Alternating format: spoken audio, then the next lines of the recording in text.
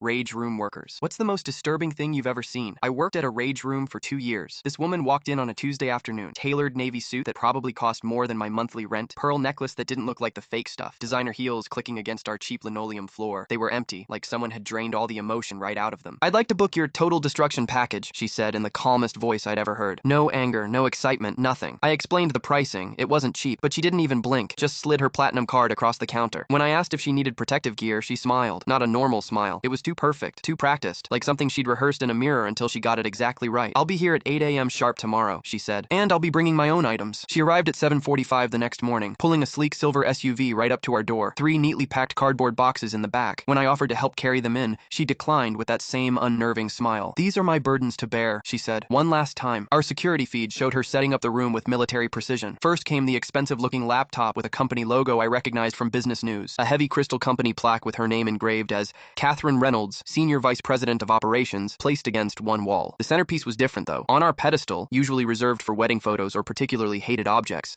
she placed a small jade figurine, a beautifully carved elephant, no bigger than my palm. After arranging everything, she disappeared into our changing area. When she emerged, the power suit was gone. She wore plain black yoga pants and a simple gray t-shirt. Then she did something none of our customers ever do. She sat cross-legged on the floor in the middle of the room, closed her eyes, and just breathed. When she finally stood, it wasn't with the screaming fury we usually see. Instead, she moved with purpose, deliberation. She started with the laptop, bringing the hammer down with precision rather than anger. The screen shattered. Then she methodically dismantled every piece until it was unrecognizable. The plaque went next, the crystal exploding into 1,000 glittering fragments across the room. One by one, she destroyed her certificates. Harvard, gone. Industry recognition, pulverized. She used scissors from our toolkit to shred every document, every report, every piece of paper into confetti. But through it all, she never touched the jade elephant. It remained perfectly intact on its pedestal while chaos erupted around it. She worked for the full 2 hours, never slowing, never showing fatigue. When the session ended, I found her sitting cross-legged again, but this time amid the destruction. There was no devastation on her face. Instead, she looked peaceful. 22 years, she said without looking up. 22 years building someone else's empire. She reached for the jade elephant and held it in her palm, studying it with a softness I hadn't seen in her before. "My first boss gave me this on my first day. Said I'd need something to remember who I was once the corporate world tried to reshape me." She laughed softly. "What happened?" I asked, unable to contain my curiosity as I helped her up. "Found out they've been falsifying financial reports for years, using my electronic signature without my knowledge. I was going to be their scapegoat when it all came crashing down. I quit yesterday. Turned over evidence to the SEC this morning before coming here." "The elephant?" I asked, feeling the smooth jade in my palm. "Keep it," she said. "I don't need a reminder anymore. I know exactly who I am now." 2 months later, her company's scandal hit the national news. When they showed footage of executives being led out in handcuffs, she wasn't among them. It's my reminder that sometimes the most disturbing thing